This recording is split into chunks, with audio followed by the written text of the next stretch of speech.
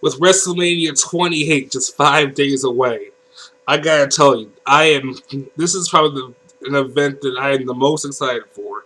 I don't think I've ever been this excited for a WWE event ever in the 11 years that I'm watching wrestling. I mean, this is one jam-packed card. Let's talk about the obvious match that everyone's looking forward to: John Cena and The Rock. They really built this up perfectly. It's probably the best build-up for any match I've ever seen. I mean, I don't think that I've seen a year-long feud ever where they announced the match basically 12 months ago, right after the WrestleMania 27. And they just did wait till. It's not like they waited till the month before to start doing it again. They've been going back. They've been basically doing this somewhat through the entire year. Yeah, Cena's had other feuds, but they basically kept this up for the entire year. November at Survivor Series. They had an event last May. So yeah. Now, I love both these. I like both these superstars almost equally. I like The Rock just a little bit more though, because I grew up with him when I was younger. From when I was 10, 12 years old, I kind of grew up with him. I didn't watch. I basically missed the whole Attitude Era, but I caught the last 3 or 4 years of his career. He could do it. He could do it. I mean, he was funny on the mic, and he's always had physical, interesting matches. I mean, that guy can sell like a, I don't know what. That guy can do it all in the ring. The Rock is awesome. Movies aren't too bad either.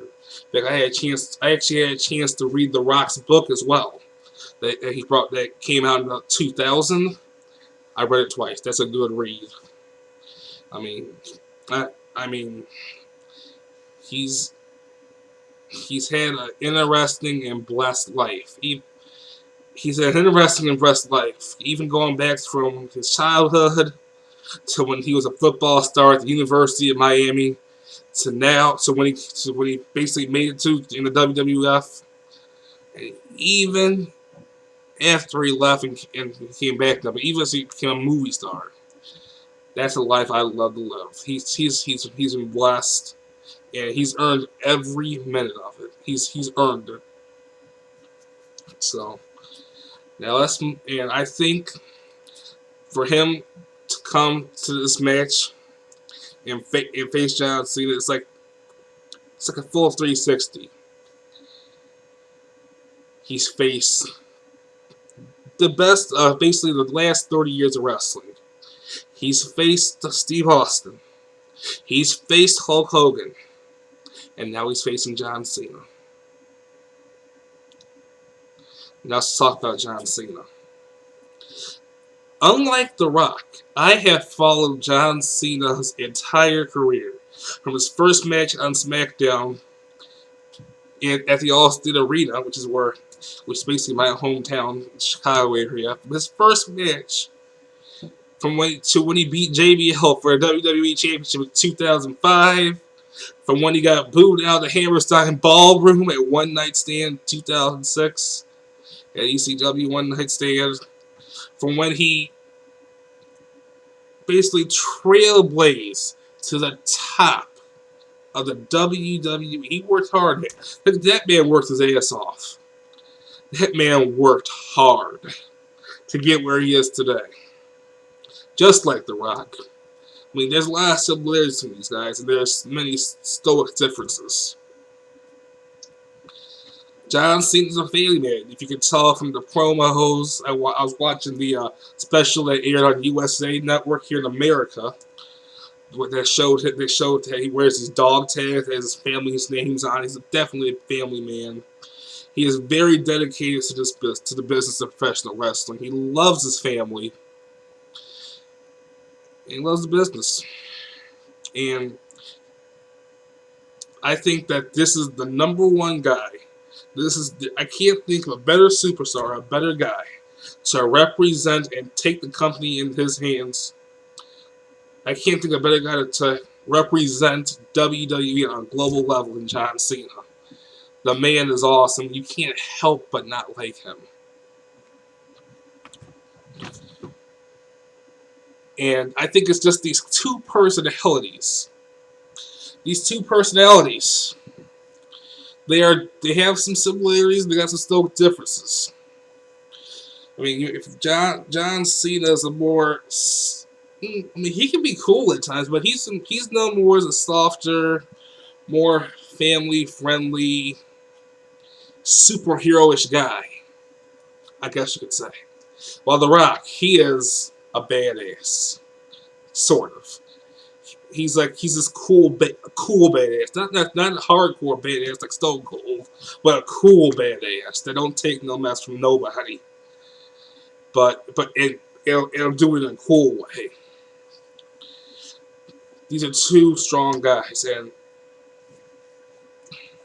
well, it'll be nice to. I've been thinking about how this match will end.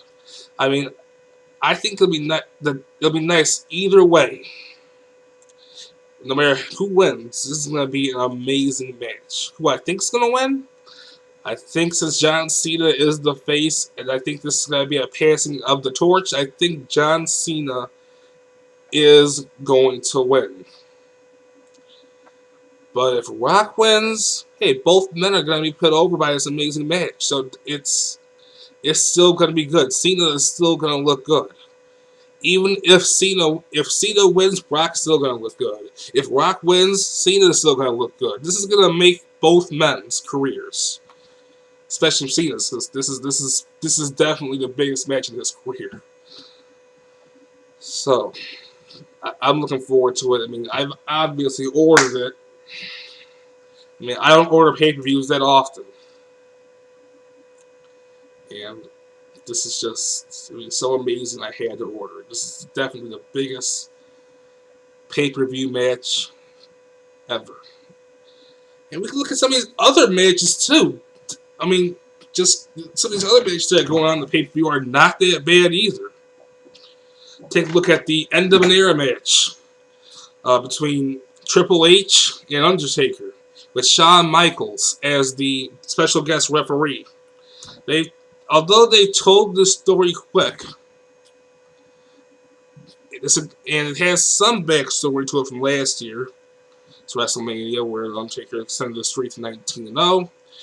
They kind of started this. They got this really quick. It's only got on for about 6-8 weeks, but they've done it fast. But that's enough. That was just enough to get me into this.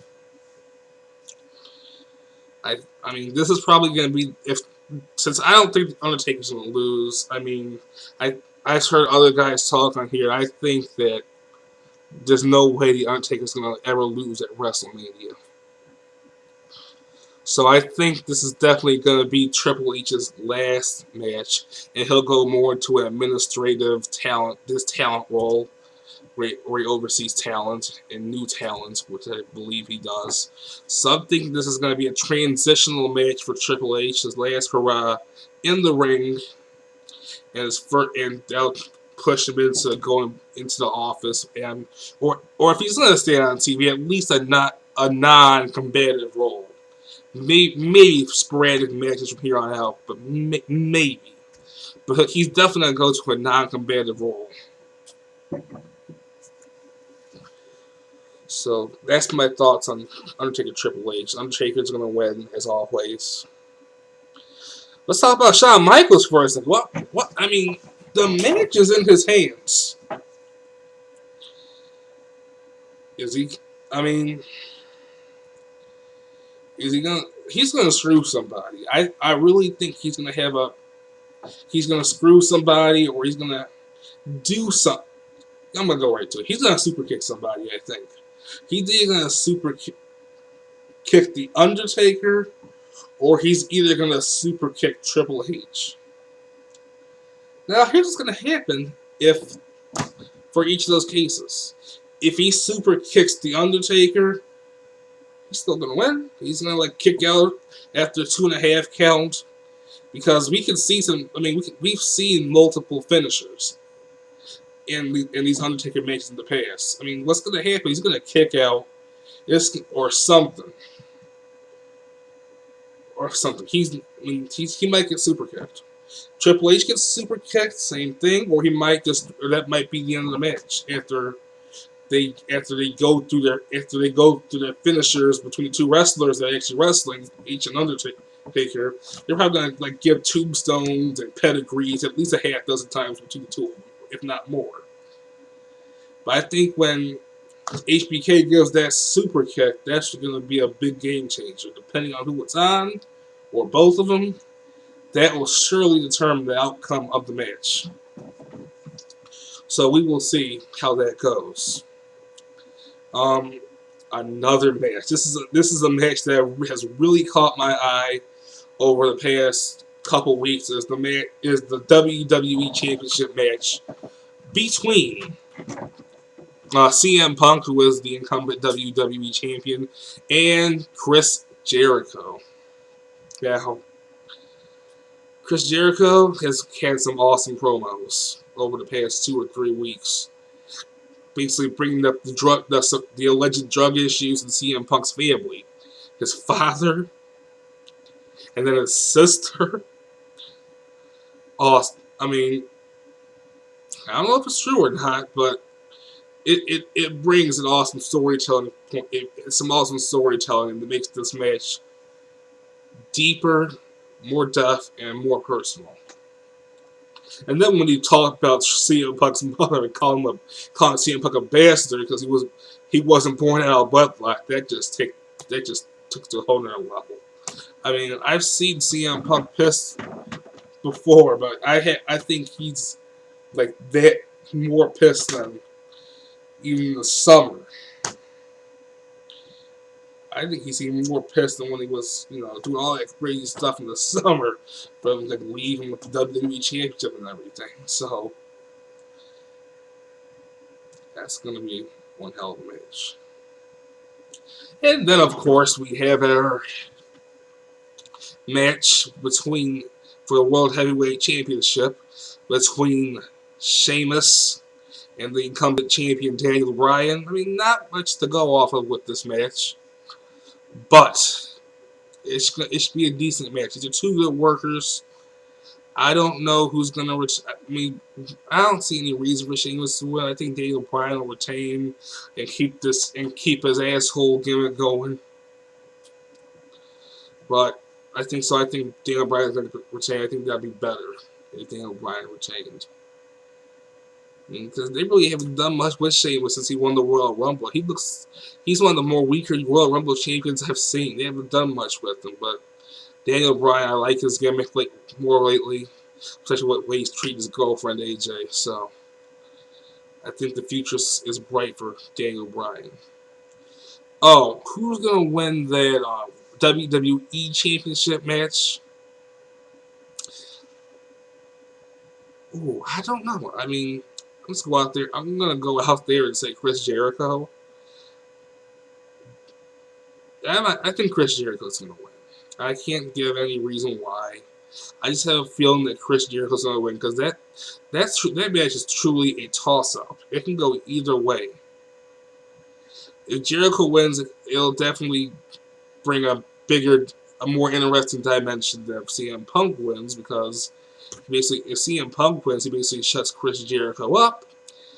But if Chris Jericho wins, he'll have more to run his mouth over. So I think it'll be more interesting if Chris Jericho wins. Now, Intercontinental Championship match between Cody Rhodes and The Big Show. I mean, what's there to say about it? Not much. But I think the Big Show is going to shut Cody Rhodes up because he's been talking a lot of mess lately. I mean, I think the fact that they're showcasing Big Show's losses so much, I think he's finally going to overcome that and get his first win at WrestleMania. So I think that's why they're just pressing on that so much, so his win at his first win at WrestleMania, is that much special. And Team Johnny and Team Teddy. Team Johnny's gonna win. I want heel general managers are always more exciting than face general managers. So, and I kind of like David Otunga. My mom's into him for some reason, but I like David Otunga. He's a good guy. And Divas match, of course, Manu knows Kelly's going to win because they got celebrity. I really don't care about the Divas match. I barely can watch those now. I think there's one more match I'm missing. Oh, of course. Randy Orton and Kane. No, who cares? I think Randy Orton is going to win because he always wins, but again, that's another match that doesn't have exactly about 100% full interest. So, is there? Yeah, I got all of them. I think so. So this WrestleMania is gonna be exciting. It's gonna be off the chain, off the hizzle, shizzle. It's the biggest match. This is the biggest WrestleMania I've seen, biggest pay-per-view I've seen, biggest event ever since I've been watching wrestling. I suggest anyone, even if you haven't watched wrestling in months or years, I think this is the perfect match. This is gonna be the perfect one to get you right back into it. Not saying pay for it. Maybe not willing to pay $55. Maybe I don't suggest this. Maybe people are gonna probably stream it on the internet. It's just reality, but I've done it a couple times. But yeah, it's gonna be awesome. I'll talk about the Hall of Fame real quick too while I'm at it. Edge, it's gonna be good to see him. It's good to see him go in. Gonna be inducted by Christian. 4 Horsemen. Yeah, TNA's Ric Flair is gonna be at a WWE event. And got Ron Simmons. Yeah, he deserves it. First African American WWE champion. Mil Mascaras, never really heard of him, but he's a Lucha Libre legend. Yeah, those are just a couple of the Hall of Fame members. I know I'm missing someone. I know I'm probably missing somebody, but yeah, this. Oh yeah, Mike Tyson. That's a perfect celebrity to include because that was one of the biggest. That was the best that WWE's ever used their celebrities. Is the way they use Mike Tyson at WrestleMania 14. So it's good that he's being inducted into a Hall of Fame. So he's finally got his act together too. It seems like they have a fool anymore, from what I've seen. So that is it for this weird video by me. So just I think because of how well I did this video, I think I'm gonna make some videos more often. And check my video down in the description box. My girl Felicia from Canada. She wanted me to plug her profile, so her YouTube page. She makes videos. They're pretty cool, pretty thought-provoking, pretty interesting. So check my girl Felicia out. Her YouTube page is in the description box. I'll see you after WrestleMania. I'll probably make another video then. I'll see you after WrestleMania. Have a good day, everybody.